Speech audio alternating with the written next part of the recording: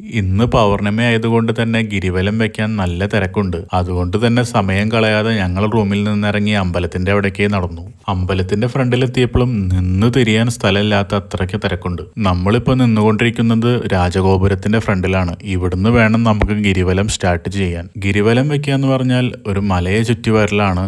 ഗിരിവലം വെക്കുക എന്ന് പറഞ്ഞാൽ അത് ഏകദേശം 14 കിലോമീറ്റർ ഉണ്ട്. ഈ 14 കിലോമീറ്ററിൽ നമുക്ക് 8 ശിവലിംഗങ്ങളെ തൊഴാനുമുണ്ട്. 8 ശിവലിംഗങ്ങളും മഹാദേവന്റെ വ്യത്യസ്ത രൂപങ്ങളാണ്. 14 കിലോമീറ്റർ ഗിരിവലം കഴിഞ്ഞതിന് ശേഷം മാത്രമേ മഹാദേവനെ അമ്പലത്തിൽ കയറി തൊഴാൻ പാടൂ എന്നൊരു ഐതിഹ്യവുമുണ്ട്. അങ്ങനെ ഏകദേശം 9 മണി 9:30 ആയപ്പോൾ തന്നെ നമ്മൾ നമ്മുടെ ഗിരിവലം സ്റ്റാർട്ട് ചെയ്തു കേട്ടോ. ഇനി നമ്മൾ 14 കിലോമീറ്റർ നടന്ന് തിരിച്ച് നമ്മൾ രാജഗോപുരത്തിന്റെ അടുത്ത് തന്നെ എത്തും. നമുക്ക് ഈ 14 കിലോമീറ്ററിൽ ഇന്ദ്രലിംഗം, അഗ്നിലിംഗം, യമലിംഗം, നിർദ്ദിലിംഗം, വരുണലിംഗം, വായുലിംഗം, കുബേരലിംഗം, ഈശായലിംഗം ഇങ്ങനെ 8 ലിംഗങ്ങളും നമുക്ക് തൊഴാനുണ്ട്. അതുപോലെ തന്നെ നമ്മൾ ഈ 14 കിലോമീറ്റർ നടക്കുമ്പോൾ നമുക്ക് കഴിക്കാൻ ഭക്ഷണങ്ങളും എല്ലാതും ചായ അങ്ങനെയുള്ള എല്ലാ കാര്യങ്ങളും നമുക്കിവിടെ കിട്ടും. പിന്നെ എന്തെങ്കിലും നമുക്ക് വാങ്ങാനൊക്കെ ഉണ്ടെങ്കിലും അതൊക്കെ നമുക്ക് ഇവിടുന്ന് വാങ്ങാം. പക്ഷെ നമ്മൾ ഈ 14 കിലോമീറ്റർ നടക്കുമ്പോഴും ഈ 14 കിലോമീറ്ററിലും ഓം നമഃ ശിവായ ചൊല്ലി മഹാദേവനെ മാത്രം ധ്യാനിച്ച് നടക്കണം എന്നാണ് പറയുക. നമ്മുടെ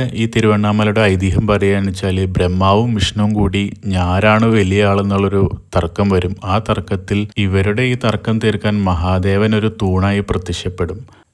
എന്നിട്ട് പറയും ഈ തൂണിന്റെ അവസാനവും തുടക്കവും കണ്ടുപിടിക്കാൻ. ആ കണ്ടെത്തുന്ന ആളാണ് വലിയ ആളെന്ന്. ബ്രഹ്മാവ് അങ്ങനെ ഹംസത്തിൽ കയറി ആകാശത്തേക്ക് പറക്കും തൂണിന്റെ അറ്റം കണ്ടുപിടിക്കാൻ.